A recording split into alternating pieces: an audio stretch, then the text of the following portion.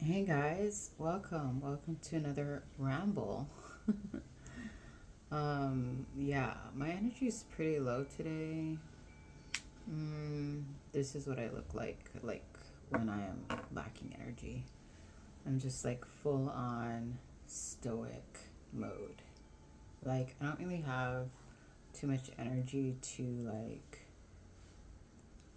I don't know, exert to be like all like happy and jovial. This is actually my default, I feel. You know, this is the default. I think you can agree. Like when you're home alone, no one to see, nothing to do, and just chilling with yourself. This is the default. I was gonna make a video on forgiveness and why that's so important, and also why it's so hard for some people to do. You know, let's unravel this together so that we can, I don't know, apply it when we need it. Wait, hold on. I'm like, should I close my door? Hmm. Let's just go with it. Okay, so forgiveness is so important. And we've heard that, like, you're doing it for yourself, not for the other person. And this is absolutely true. Why, though? Why is it true? Think about it. If you are harboring resentment or hate or aversion towards anyone, where is that coming from? Those feelings are being generated from you. And it doesn't matter how much resentment you have against someone, they certainly won't feel it. They don't feel it as intimately, as intimately as you do, because you're the one generating it. You're the manufacturer of all those negative emotions. So, in the, I want to say, scheme of things, who's getting hurt in this process? It's not the other person, it's you, right? Because you're generating it, you're holding on to it, all these negative emotions, this resentment, this anger, this hate, all these grudges. You're the one manufacturing it. You're the one that's holding on to it, and it's becoming, I want to say, toxic to your system. It's equivalent to self-abuse if we were to use common terms. You're basically abusing yourself, you know. So in order to let go of these things, in order to stop abusing yourself, it's important to let these things go. And how do you let it go? Forgiveness. You know, forgiveness is necessary. Forgiving yourself, you know, for misinterpreting a situation that has gone, who knows, it could be a day, a week, a year, 10 years, a lifetime ago. You're still harboring these feelings, these emotions, these mental thoughts in you that's hurting you, you know? And let's understand why this was even constructed. Like why did you even construct these negative emotions or thoughts within yourself? It has to do with personalization, you know, expectation. Um, yeah, basically those two things, I feel. I might miss on some, but literally, it's almost like, okay, say when you were a child, and I'm not trying to, I don't know, downplay anybody's like traumas or hurts, because obviously you perceived life through a particular lens at that particular in that particular timeline, you know. But say someone did something to you that hurt you, you know, and say that person never apologized. Maybe they weren't aware of how they impacted you, but you certainly took it very personal based on an unexpressed expectation. So you didn't tell this person how much they hurt you, or maybe you did, but I feel like most people don't, you know, because they don't know how to communicate effectively, and that's through no fault of your own, or they just, you know, didn't, I don't know, there's some kind of communication barrier there and comprehension barrier. But yeah, like say yeah, somebody did something to you, it hurt you deeply, you never got an apology, you never got closure, and you personalized it because you took it personally, and you just kind of held on to that. You held on to that that mental construct, which obviously has a energetic charge linked to it. So that has just been kind of circulating in your system. It hasn't like been processed. I want to say it just hasn't been processed, and it's just lingering and festering, and at this point it's become toxic to your system, you know. And you can tell because of your triggers. Like if someone does something and it triggers you, that's because something is still lodged in you that you haven't released, that you haven't surrendered, that you haven't fully processed, you know. But it's like,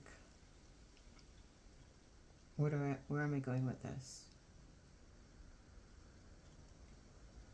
Okay, so you manufactured these feelings, these thoughts.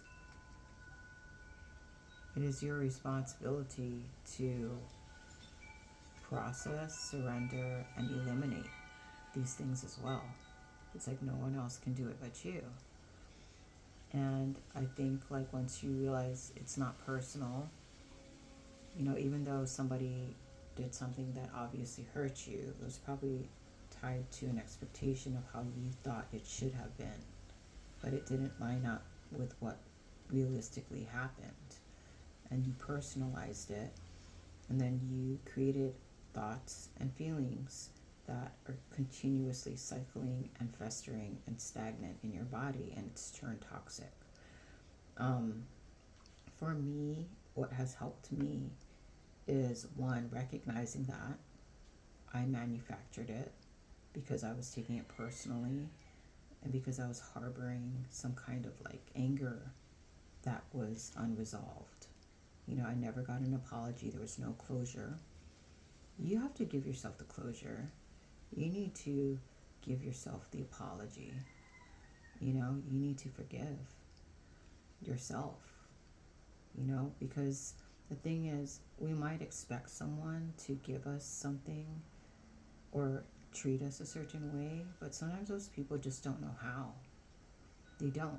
And that's matter of fact. Like maybe they were brought up in a traumatized home and nobody had a conversation with them, so they could never really be aware of their actions. And, you know, who knows? And on top of like recognizing this process within myself, I also stopped, I want to say, giving the attention to myself, and I started turning my attention to the other person to see, to almost understand why they would do that. You know what I mean? Instead of like blaming, like, oh, because of you, I feel this way. I was like, okay, because of me, I feel this way. And whether this other person who hurt me outside did it intentionally or not, instead of like being angry, I'm going to inquire.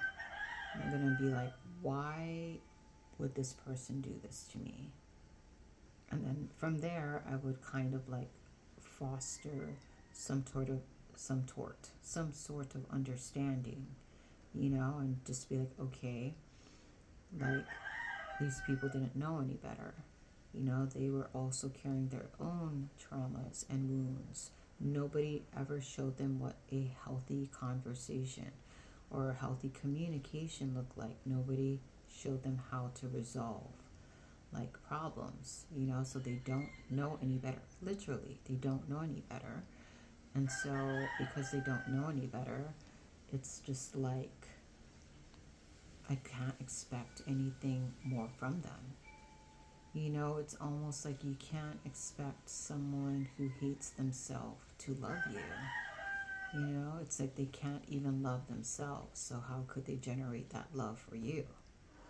I mean, that's just a basic example, but yeah, I mean, for me, forgiving yourself, apologizing to yourself, freeing yourself, this is the ultimate liberation. That way, no one else has power over you, and you also liberate yourself by releasing things that are no longer serving your highest good. You also give yourself permission to release things that are no longer good for your well being. Because think about it, these things that we harbor inside, especially negative emotions, they just pull you down. They're like a net negative. I like to talk in terms of net negative or positive just because it just drives that message home. Like if it's a net negative and it's pulling you down, why would you want to hold on to it? You'd release it, you know? Easier said than done. I mean, this took me, I remember I had situations in my life that took me a good 40 years to really come, no, 30 years to come to terms with, but this was like constantly inquiring and even getting tired of feeling a certain way, like just getting tired of like, I don't want to feel this way anymore. I don't want to harbor this kind of like hate or anger or agitation towards someone. It's just like we are all humans. We are all prone to make mistakes. We all have our flaws, and by all means, I am not perfect. So why should I expect someone else to be perfect? And why? For me, I noticed my error in expecting someone to give me something that they obviously can't generate. I noticed my error in recognizing that I was expecting someone to know something that they obviously didn't know, you know? So that's why it's so important to take responsibility, to understand your participation in the situation. It's not just, if not, it's one-sided. It's just like you're putting it all on the other person when in actuality it's like, no, you have to look at yourself.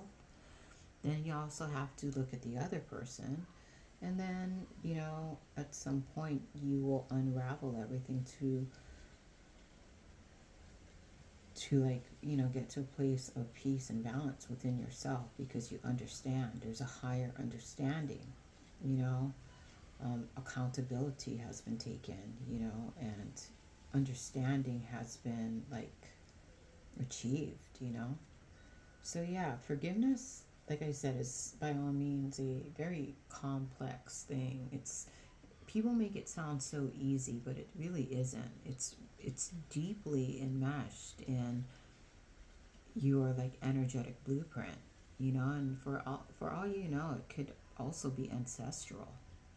You ever notice like sometimes you encounter something that triggers you, but you don't know why it triggers you? It might be your ancestors. It could be ancestral stuff. But ultimately, it's just like inquiry is needed, self inquiry, and also like trying to understand another person's perspective. And luckily, energetically, we're able to kind of walk in other people's shoes without really having to walk through their shoes. I think it's just an accumulation of like life experiences and life traumas. You know, it's like you can't really understand something unless you go through it yourself. You know, it's highly experiential. And so, like, for me, it's just like I think we've experienced so many things on the energetic, like, scale that we can understand, you know? We can understand not only like because we've experienced it firsthand. It's like when you experience it firsthand, it's really easy to recognize it outside of yourself. You know, you can see it, you can feel it, you can sense it in the other person. You know. Anyways, this freaking video is going on so long, so freaking long, and I don't even know if I'm like interesting or not interesting. But if you learned something cool, if you didn't, that's cool too. I hope you're having a amazing day. I hope you are taking time to be present in every moment, or in some moments, you know, because every little bit counts. Thank you for stopping by, and blessings to one and all. Amen.